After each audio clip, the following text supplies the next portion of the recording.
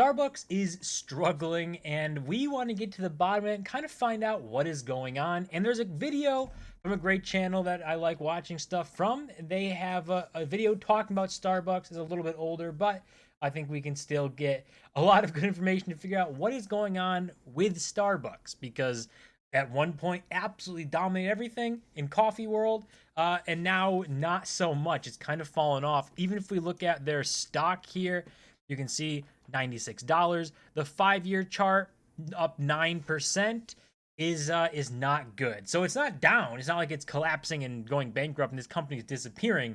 That's not going to happen. This isn't the end of Starbucks, but it's not great, right? 9% is not good, especially when you compare to the S&P that is up far more than that in the past 5 years. So these guys are not on the greatest path right now. Still growing, I guess, but there's some hiccups and some roadblocks that have started to show up. The company is now on its fourth CEO in less than 4 years, and is also struggling with the steepest decline in revenue in at least 15 years, excluding the pandemic.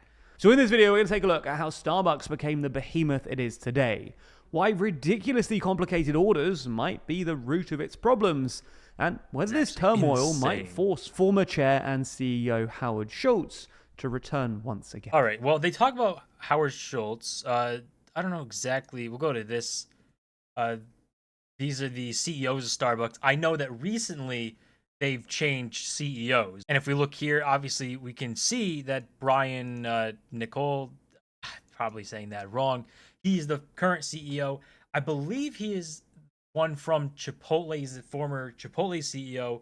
And the real reason they brought him in is because he's not afraid to lay people off and do the things that are unpopular to do for a CEO, right? Laying people off is never going to be celebrated, but he's not afraid to do that. I'm pretty sure that's why they brought him in. And if we look at this is the year to date. Can you tell where they brought in this new CEO? At what point on this chart does it show that maybe they've changed course and brought in someone who's going to do things that are going to be unfavorable but good for the company? It would be right about here. This giant spike up, literally the second that they introduced him and said he's the new CEO, everyone went and bought Starbucks stock. So maybe he's the key to turning it around. Who knows? Starbucks was founded way back in 1971 as a tiny shop in Seattle that didn't actually make coffee but just sold freshly roasted beans. Trendy locals loved the fancy beans, and despite a slight downturn after coffee prices spiked in 1975, Starbucks quickly expanded across the city.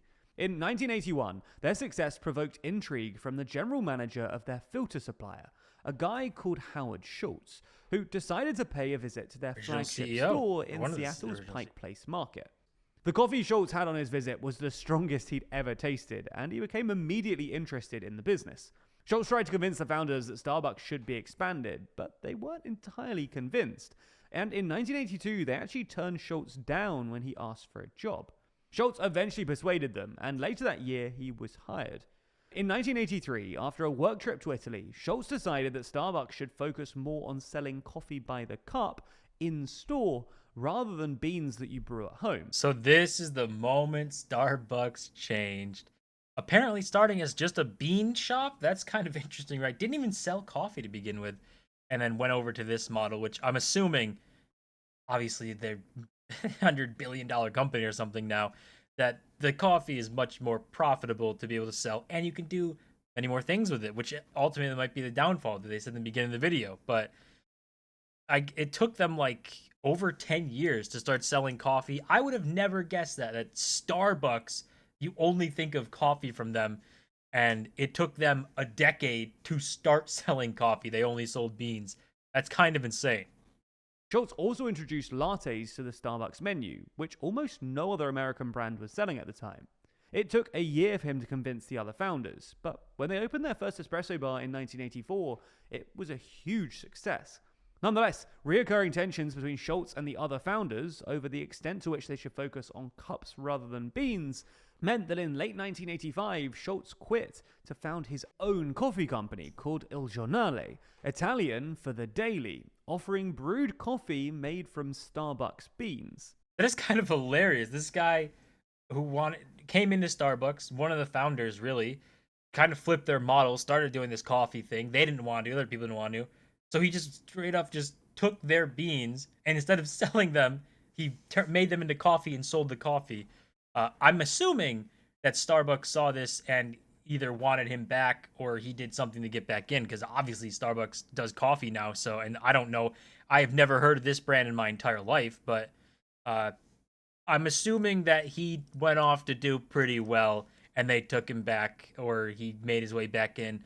I'm sure he'll say, but never would I've thought that Starbucks didn't want to sell coffee. Finale was a massive success, and in 1987 they were able to buy out Starbucks, taking their total number of stores to 9. This is when, under Schultz's direction, Starbucks really took off. By the next year, there were 33 stores. In 1989, there were 55, and in 1990, there were 84. 5 years later, though, there were 677 Starbucks across North America, and by the turn of the millennium, there were 3,501 Starbucks spread across the world. So, yeah, Starbucks grew fast once this guy bought it back, which that's a crazy story to even think about. This guy who was originally in Starbucks introduced them to try and do this coffee thing. They said no. He went and took their beans, made coffee. He made a company that was bigger than Starbucks that he was making coffee from and bought them and then did what he wanted to do with it. That's a crazy story, I think. Like, I guess he really liked Starbucks or the brand or wanted that instead of just doing his thing, because to buy back the company you left and then just make it into what you're doing, I mean, that good on him. That is an insane story. During this time, Schultz developed a reputation as a progressive corporate leader, advocating for higher minimum wages and generous healthcare benefits, and would later use the company's clout to promote fair trade policies. In 2000, however, Schultz stepped down as CEO, handing over the reins to COO Orrin Smith. Smith's tenure was also relatively successful, but he retired in 2005 and handed things over to Jim Donald, who tried to accelerate Starbucks' global expansion. Donald's strategy was a failure though, and Starbucks was squeezed by cheaper alternatives like McDonald's and Dunkin' Donuts. And things got worse by late 2007 as the beginning of the financial crisis began to bite. And by November, Starbucks' stock had fallen by 50%. Schultz, who had been acting as a sort of backseat CEO for the past few years, decided to finally return in early 2008. He focused his efforts on re-establishing Starbucks as a premium product, worth paying a little bit extra for, while decelerating the expansion worldwide and closing down unprofitable stores. While sales continued to decline during the financial crisis, in the early 2010s, Starbucks returned to growth, with its market value rising from about $5 billion in 2008 to nearly $100 billion by 2019. And Starbucks now has over 37,000 stores worldwide, second only to McDonald's. So that's where it kind of went downhill, right? Starbucks. I've never been into like Starbucks and stuff and coffee in general, but them doing their first thing here with I can't even get this slide, but the frappuccinos, these customized drinks where they've just gone down this rabbit hole. That's where it all started, right? You expand from being just this simple coffee shop into this like behemoth where there's coffee there, but there's also the 10,000 other combinations of drinks with sugar and all this different stuff. So not really coffee anymore, but I guess that's where it all started. They had this downfall. One guy led them off a cliff. The original guy had to come back and save the ship, but this story of Starbucks is insane. After a moderate recovery post-pandemic, sales declined in the first 2 quarters of this year, with the biggest fall since 2008, excluding the pandemic. So this is a crazy chart too, because obviously for a long time it's growing, but it's not like explosive growth. This we can say obviously everything shut down, and a recovery to even like here I would say is just things reopening, coming back. But to spike up like this is kind of crazy. Like, what happened? Why did people decide they all wanted Starbucks all at the same time? I don't know. But I don't think I would go so crazy in this period and say like, oh, this decline is devastating, because it kind of just went to back to the normal. But then this is pretty good, like, right? It's the really good stuff. This is the stuff that might be a problem. The tail end here, obviously going negative. So not even going back to the mean, going negative. So that is the problem here. That's what people should be talking about, is this decline, not like this massive thing, because I think that's unfair to judge any company really off of the 2020 bounce up and bounce down. It's really the after part and compared to the mean, how you should look at it. Starbucks' stock duly fell by almost 30%, and earlier this month, the CEO was replaced once again, this time by Brian Niccol, former CEO of Chipotle, That's after right. just a year Former in the Chipotle job. guy.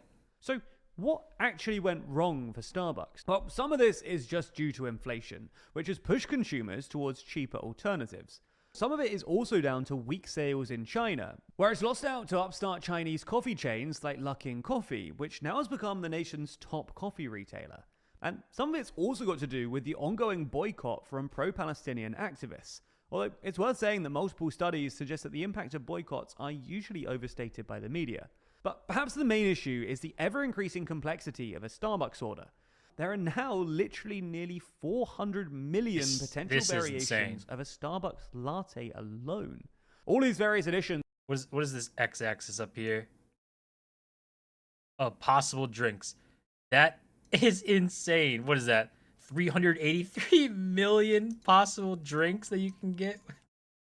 That's too much, right?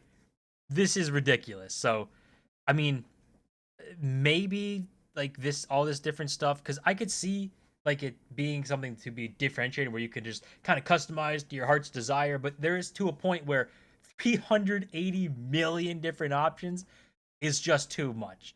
You can't customize that much. So maybe that scares people away. I don't even drink coffee, but to look at all this, it's like I don't even know what I want to get.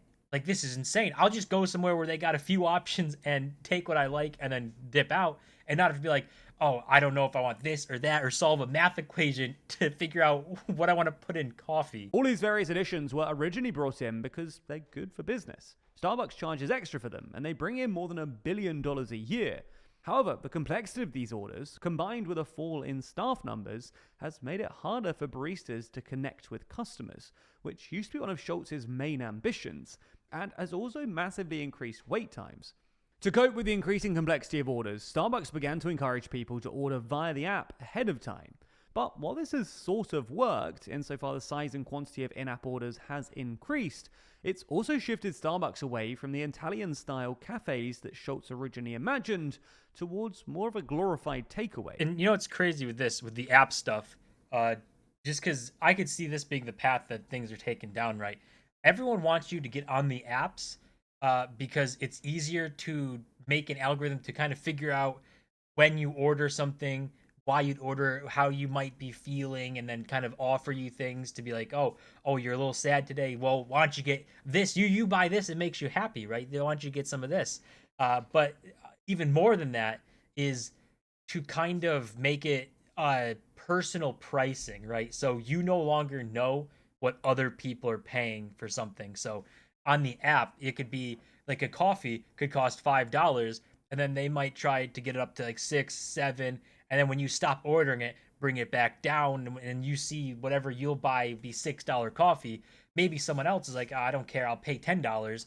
So they'll charge them more because they can, and they'll charge you whatever they can. So then there's no more like universal pricing. Like everyone just has their own pricing, and the company wins because they can just charge you more than what they would have charged if it was just one size fits all. That's the dangers of this mobile app type stuff, because that could be the route we go down, right? If people are no longer looking at the same menu board to order, but their phones, then everything can become personalized to just you. OG might be coming back, but the history of Starbucks, that whole place is kind of is really interesting. I didn't know. Like, it started with this guy, came along, wanted to do coffee, other founders didn't, made his own company, bought Starbucks, did what he wanted to do, expanded to what it is today. I think it's a crazy story, but obviously Starbucks' menu, insane complexity, making things a little bit intimidating to go there and order if you've never been there before. And then just things just not working out. They got tons of locations that really aren't doing anything, lots of employees.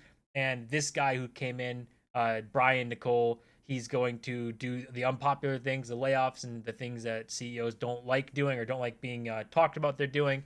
And I guess we'll go from there. But honestly, the OG guy, Howard Schultz, he might be back. He might make a comeback to fix Starbucks yet again. That'd be kind of funny. But that's going to do it for this video. As always, don't forget to smash the button and subscribe. And I'll see you guys in my next video.